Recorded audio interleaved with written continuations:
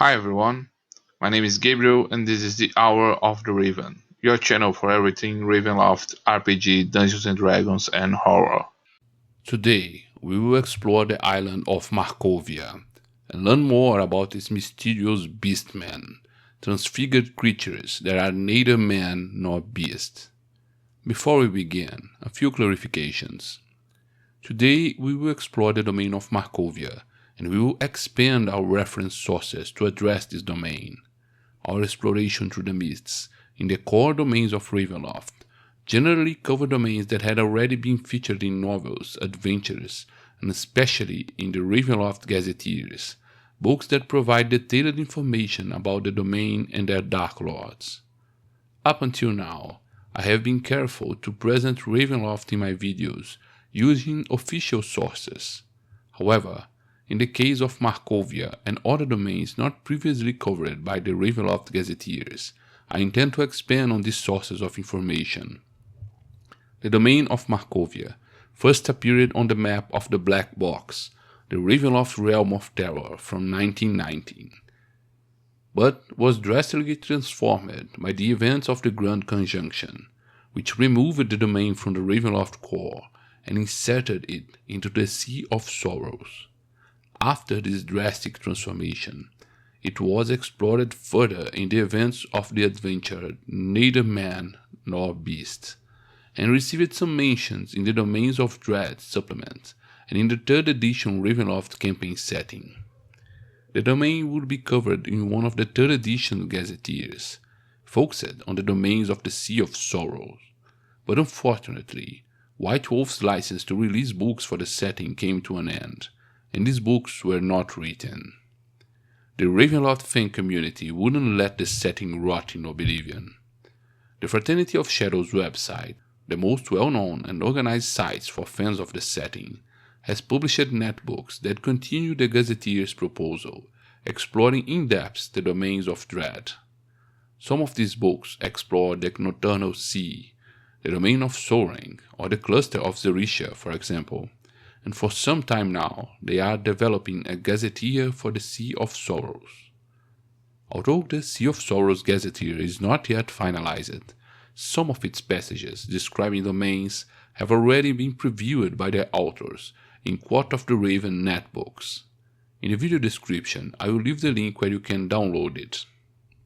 The next videos about Markovia will be based on the official material and the article about Markovia written by Michel Adamis. The article on Markovia was published as a preview of the Sea of Sorrows Gazetteer, and it's possible that the final text will change when the Gazetteer is finally published. Are you ready? On our journey to return to the mainland of the core, we are marooned on a small vessel in the Sea of Sorrows. Without direction or supplies, we drift through the ocean on the brink of death and madness, and are pursued by the infamous ghost ship of the Relentless. The ghostly Captain Van Rees rejects our souls for his crew, due to our past pact with the Arcanoloft in Ahira, and we are left to our own fate.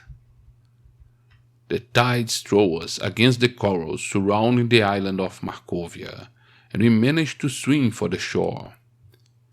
As exhausted and hungry castaways, we begin to explore and uncover the sinister island of Markovia.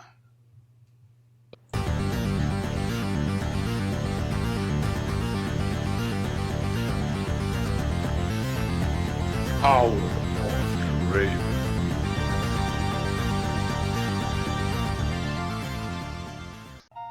The island of Markovia is a Ravenloft domain directly inspired by A.G. Wells' science fiction novel, The Island of Dr. Moreau, where a mad scientist performs cruel and bizarre experiments on animals, creating a race of bestial hybrids, and exploring themes such as scientific ethics, evolution, human interference in nature, and the effects of trauma. The domain of Markovia was once located in the heart of the Ravenloft's core, but after the events of the Grand Conjunction, the mist tore this domain from its original location, leaving the mysterious Shadow Rift in its place. The domain then became an island, which lies in the northern part of the Sea of Sorrows. The island has no cities, and the population that lives there, with few exceptions, can be classified as if they were in the Stone Age, given the primitive and wild aspects of their organization. In the past, Markovia was located in the center of the core, and the Balinok mountain range, that runs through Barovia and part of Borca, also crossed these lands, which had quite a rugged terrain. After the Grand Conjunction, however, the entire expanse of land was relocated to the Sea of Sorrows, but some of the brutality of this transformation can still be seen in its geography. The island can be considered extremely rugged in its geography, and in some parts of its coast, it's possible to glimpse several high cliffs, as if the rock had been cut and placed in the sea. Some claim that these rocky walls and cliffs, and that all the island, are full of underground caves and passages. Many speculate that the rugged nature of this terrain is what makes navigation to this location so difficult, and that part of its mountainous terrain is now submerged. Not only geography, but also the climate of Markovia was drastically affected by this forced transition. In the past, Markovia shared the temperate and cold climate of the region where it was located, very similar to the weather found in Barovia or Borca, and along the Balinox mountain range. After being transported by the mists, Markovia had its climate drastically altered, and now suffers from a tropical monsoon climate, marked by intense seasons of torrential rains, the result of the arrival of cold fronts from Amordia and heat fronts and currents from the Sea of Sorrow. This abrupt change in geography and climate also had a direct impact on its fauna and flora, which, despite being one of the most diverse in the region, it still shows signs of climate adaptation and the species' struggle for survival. In the past, Markovia was marked by the presence of vegetation typical of a temperate climate, with coniferous forests covering its mountainous surface, in the temperate and icy climate of the Balinox altitude.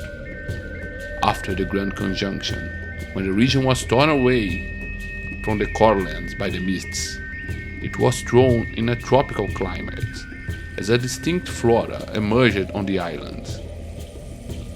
As expected, much of the original vegetation did not resist this climate change, and it is still possible to find several trunks of dead trees all around, but still standing erect in the forests. In some places, we still can find some of these large coniferous trees resisting, especially in the highest altitudes and coldest regions. The flora show the constant and savage struggle of nature, in which the old vegetation is suffocated by the arrival of these species from the tropical biosphere. On the coast, these newly created beaches are overgrown with palm trees and gum trees, while in the rest of the territory, large tropical trees compete for space in the sun, while weeds and vines grow on dead trunks of ancient conifers. The undergrowth resembles that of a jungle, challenging those who want to explore the island, with nettles that cause wound and itching, making exploration difficult. Some dangerous fruits, such as the sea mango, are extremely toxic and can be fatal to those who feed on them. The flora is also extremely dangerous, as more than 7 different species of carnivorous plants has been found in the region. Among the most notable species, we have a plant simply called dolor, whose toxin can cause excruciating pain, and can be used by botanists and alchemists to create potent poison to be used in torture. The divine nettle tree is another plant that is highly sought after in this region. Its fruit, if ingested, can cause numbness and paralysis, but leaves its target still subject to sensitivity and pain. Another dangerous threat in this region is the zygom fungus, which can infect the bodies and flesh of creatures, growing in their bodies and dominating their minds.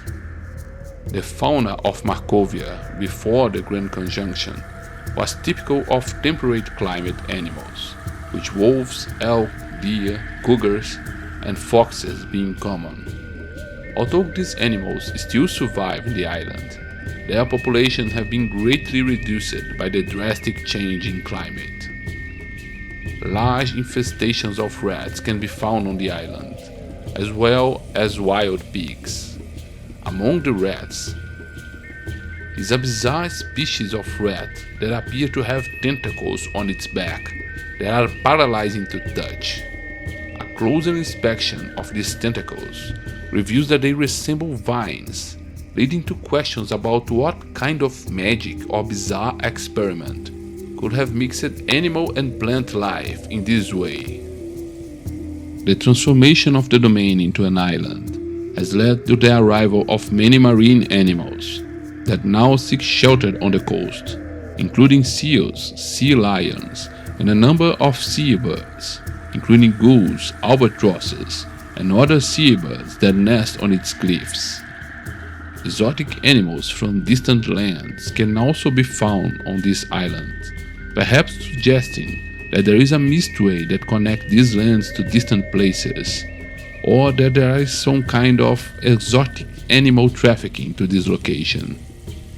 Some birds, capable of accurately replicating human sounds, seem to have migrated from Zrihaji, suggesting some sort of passage through the mists.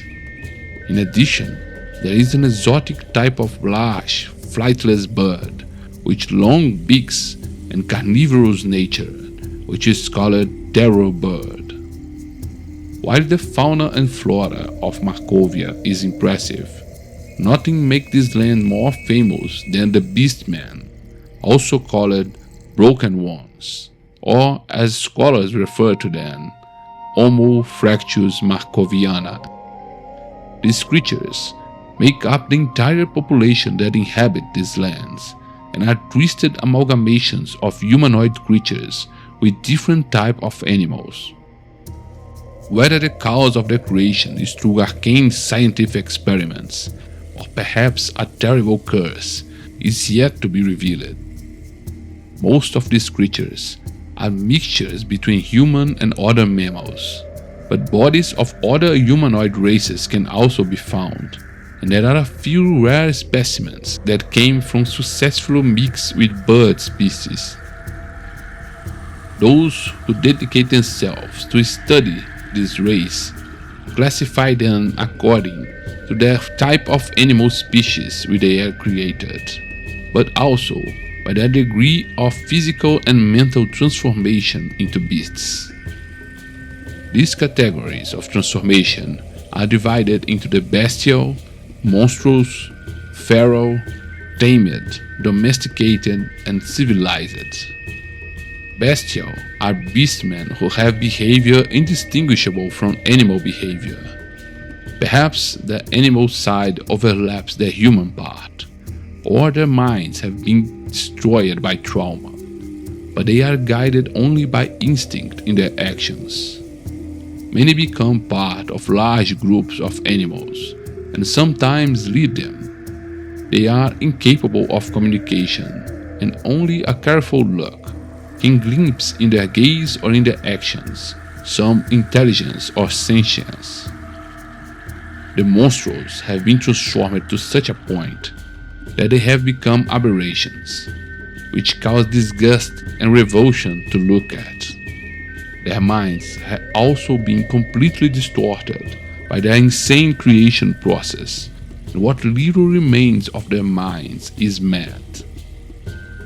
These creatures are generally strong and robust, a necessary requirement to survive their creation process, and live solitary lives. They rarely speak more than a few words or walk like bipeds, and are usually carnivorous and dangerous, having an irrational fear of fire. Ferals are the most common type of beastmen, and generally represent a balanced mix of man and beast. They are mostly bipedal, appearing humanoid but sometimes with prominent animal features. They have rudimentary intelligence and are capable of communicating, using tools and living in community, although they sometimes seem to give in to their more savage instincts. The tamed have a more refined transformation process, which brings them closer to human form. They have a more evident humanoid appearance, with some of them even being able to pass as an uglier or more frightening Calibans. They can communicate easily and tend to form more sophisticated communities, with more structured rules of coexistence and divisions of tasks. The domesticated are humanoid beastmen who carry only a few animalistic traits, to the point that many have mistaken them for Calibans.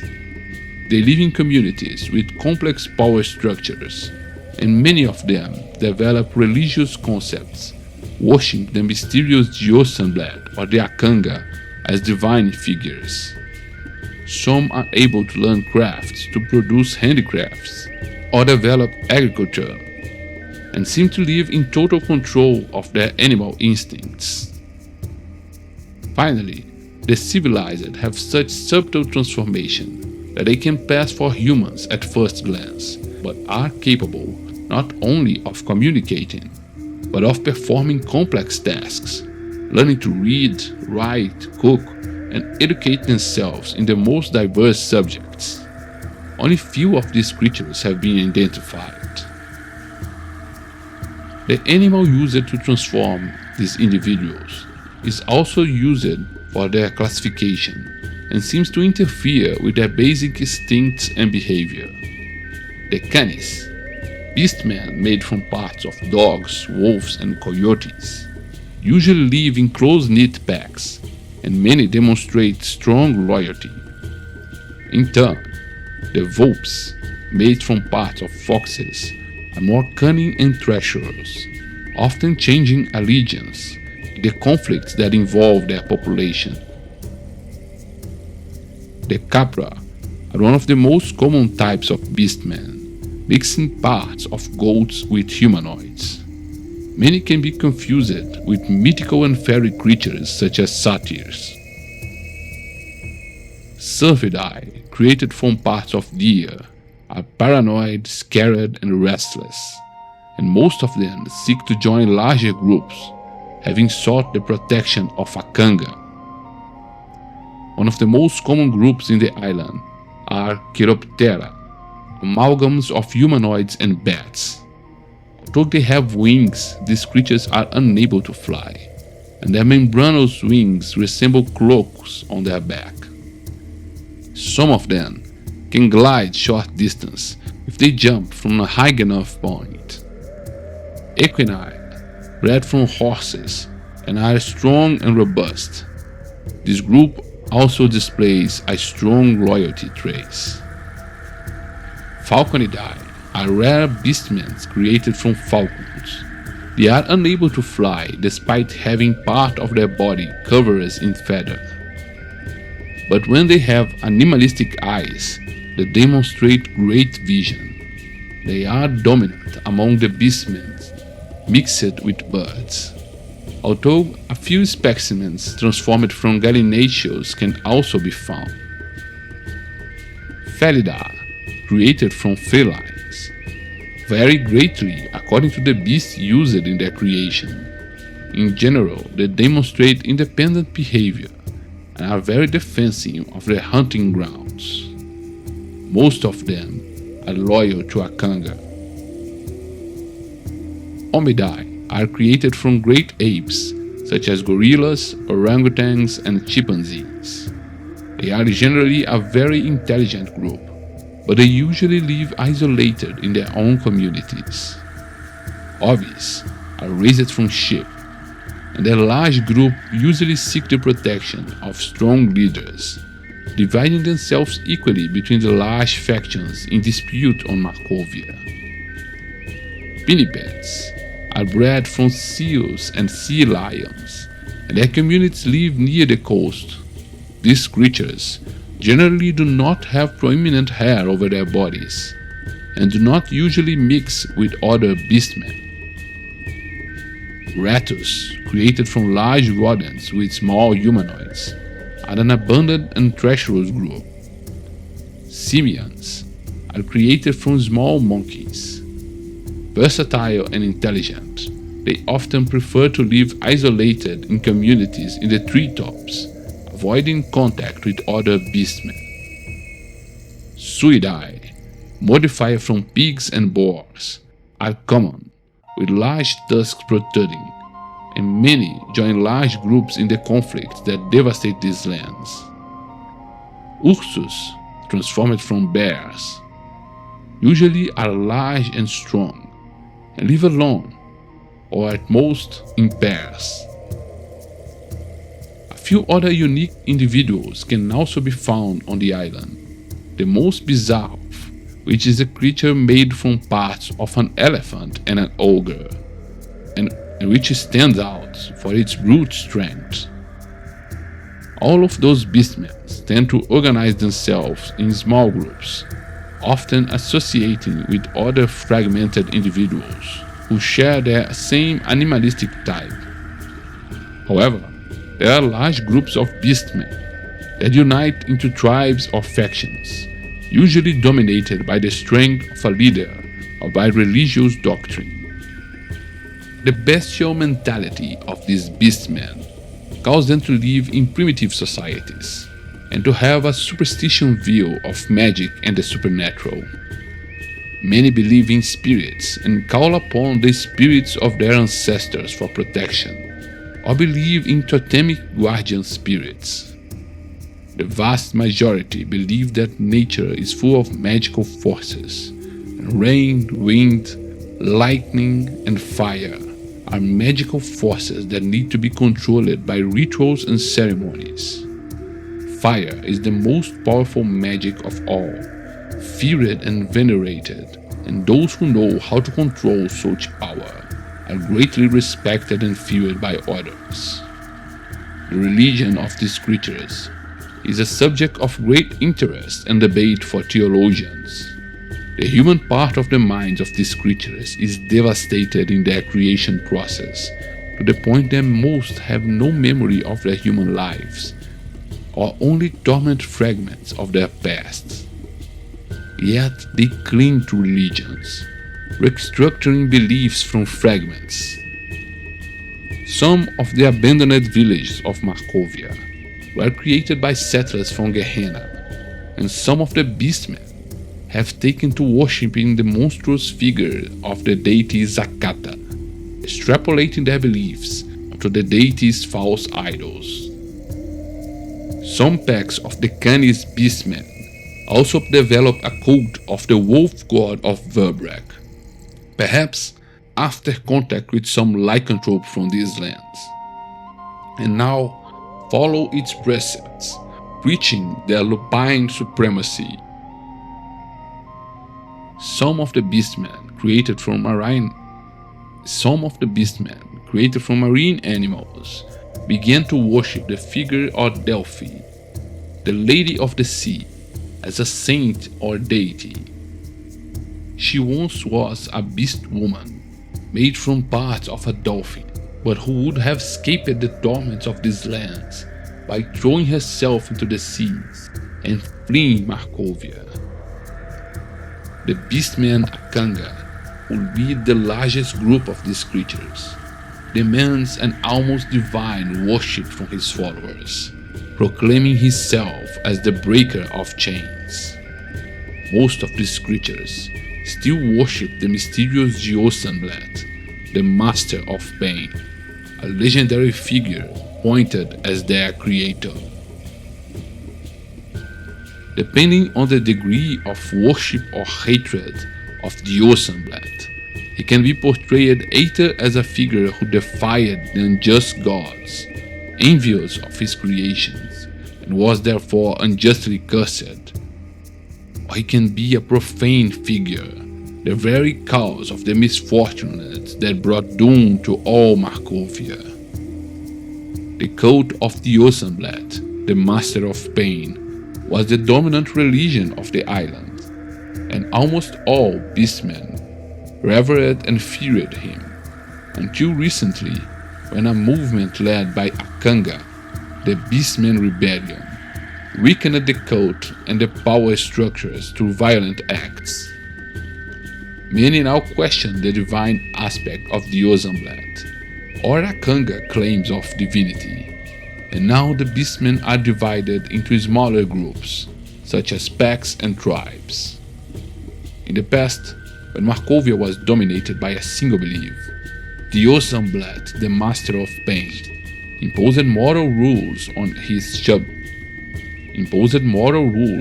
subjects, who considered as sins those who gave in to their animalistic side and strayed from their human nature. This mysterious figure was also responsible for passing judgment on transgressors, and death sentence in sacrifices were not uncommon. After the rebellion of the beastmen, these religious dogmas and judgments were weakened, and most of the beastmen organizing themselves into smaller groups, which seek to survive in the wilderness, each with their own rules and leaders. Most of the beastmen are gatherers and hunters, and all trade that takes place on the island between the tribes is done through barter. It cannot be said that there is in fact any economic activity on the island, which remains isolated from the outside world, which most of the vessels that try to reach its coast being destroyed by its storms or by attacks from the mythical kraken that inhabits its bay. Despite the situation, its mountains once belonged to the Badenoks and are rich in silver. Recently, a Lamordian sailor named Leonard Gartner managed to establish a safe route to the island and established a trade to extract the silver in exchange for provisions from other lands. The exploration of the silver mine is led by František Markov, a scientist and resident of the island, who, with the help of beastmen, had supplied silver to the Lamordian captain in exchange for part of the profits and supplies and materials for his scientific research. We wander the beaches and the jungle that surround us in search of food and shelter, risking ourselves into the wild. In our explorations, we have come across the strange flora and fauna of this land, exposing ourselves to terrible dangers, and we also come across the beastmen. The group we encounter is shy and prefers to observe us from a distance, fearing us rather than confronting us. When night begins to approach, lost in the jungle, we look for a way to shelter ourselves from the dangers of the night when we see a smoke signal. Searching for the source of this smoke, we find a large mansion surrounded by wooden palisades.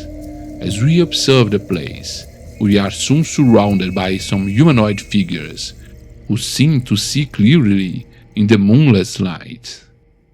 We try to argue, but we fear that conflict is about to begin when a massive figure approaches.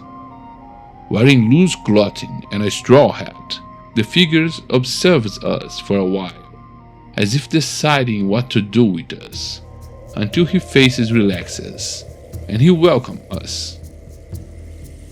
Our host introduces himself as Dr. František Markov, a scientist and researcher who has settled on the island to investigate the cause of the strange curse that transforms men into beasts in this place. Polite and hospitable, he invites us to dinner at his residence and shares a little more about the curious history of Markovia. Join us, subscribe to the channel, and activate notifications. Let's explore the history of Markovia.